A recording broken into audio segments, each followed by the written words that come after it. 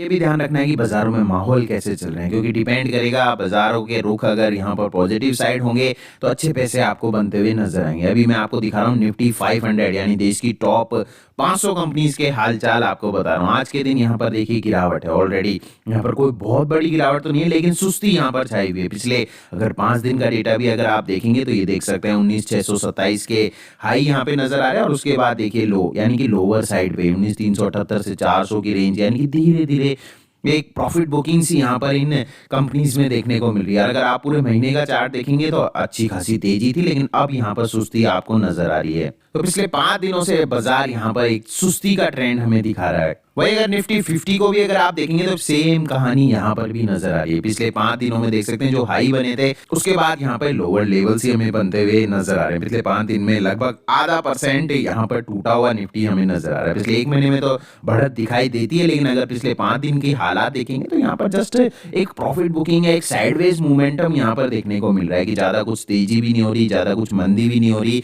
अब यहाँ पर क्वार्टरली रिजल्ट्स का सीजन स्टार्ट होने जा रहा है तो डेफिनेटली अगर कंपनीज के नंबर अच्छे नहीं आए तो यहाँ पर एक नेगेटिव पॉइंट ट्रिगर होने वाला है, जिसकी वजह से बाजारों में गिरावट आती हुई देखने को मिलेगी और जिसका असर हमारे सभी आईपीओ पे पड़ने वाला है। तो यहाँ पर जो ऑनगोइंग आईपीओ आपके लिए ज्योति सीएनसी ऑटोमेशन, यहाँ पर भी आपको इस बात का ध्यान रखना पड़ेगा। अभी तक के जो सब्सक्रिप्शन नंबर हमारे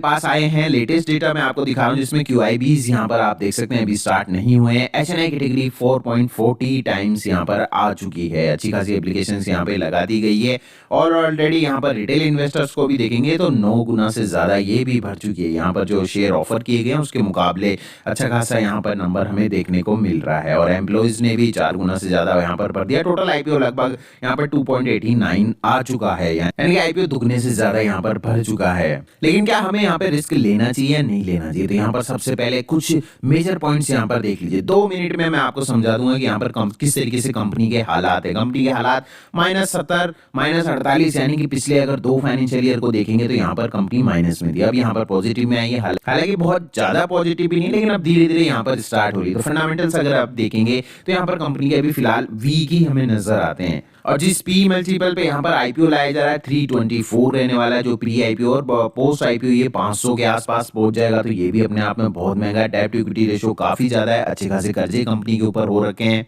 लेटेस्ट अगर गेम आके प्रीमियम्स के भी आप हालात देखेंगे तो वो 100 रुपए से घटकर 77 रुपए पहुंच चुके हैं। अगर बाजारों में गिरावट जारी रहेगी तो ये प्रीमियम्स आपको और भी ज्यादा डाउन होते हुए नजर आ सकते हैं और अगर बाजार ऐसे ही इस तरीके से बने रहे तो हो सकता है आपको 10-20% की यहाँ पर एक अच्छी लिस्टिंग भी देखने को मिल सकती है। तो अगर आप इस आईपीओ के अंदर अप्लाई कर रहे हैं तो यहाँ पर सिंपल ये बात यहाँ पर आकर टिक गई है कि इतना ही पॉजिटिव और इतना ही नेगेटिव के लिए अगर आप तैयार हैं तो यहाँ पर बेझिझक होकर आप आईपीओ के लिए अप्लाई कर सकते हैं। कल की सिचुएशन कल अपडेट करेंगे।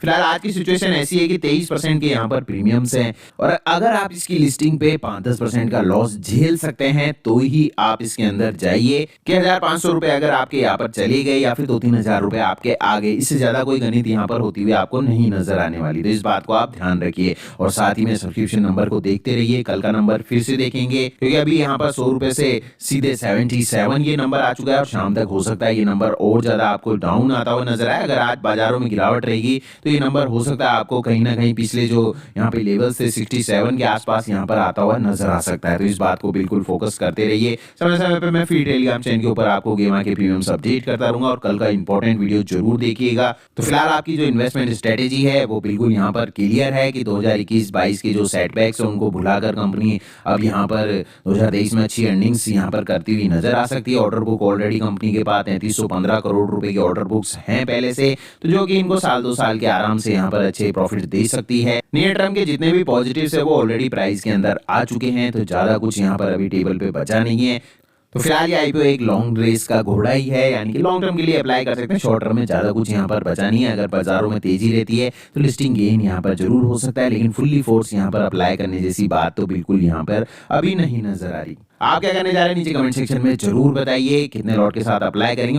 और जो सेकंड आईपीओ आ रहा है मेडी एसेट हेल्थ केयर सर्विसेज, उसके ऊपर भी डिटेल वीडियो मैंने बनाकर दे दिया, नहीं देखा है तो जाकर देखिए कंपनी क्या कर रही है, कैसे काम कर रही है और क्या लगाना है या नहीं लगाना। कितने लॉट के साथ जा रहे हैं कमेंट सेक्शन में जरूर बताइए। अपनी ट्रेडिंग जर्नी को आसान बनाने के लिए आप यहाँ पर एंजल वन ऐप का यूज कर सकते हैं, जिसमें आप इजीली स्टॉकों को बाय कर पाएंगे, एफ&ओ के अंदर ट्रेड कर पाएंगे और इसके अलावा म्यूचुअल फंड में भी आप निवेश कर सकते हैं। काफी यूजफुल ऐप आपके लिए रहने वाली है, तो इजीली आप यहाँ पर एंजल वन की ऐप पे कई सारे फीचर्स का फायदा उठा सकते हैं। और अगर आपके पास अभी तक एंजल वन का डीमेट अकाउंट नहीं है तो अपना और अपने फैमिली मेंबर्स का सभी का डीमेट अकाउंट खोलिए, लिंक डिस्क्रिप्शन बॉक्स में आपको मिल जाएगा। चैनल पे नए हैं चैनल को सब्सक्राइब कर लीजिए, वीडियो को लाइक करें, मस्त रहें, पैसा बनाते रहें। धन्यवाद।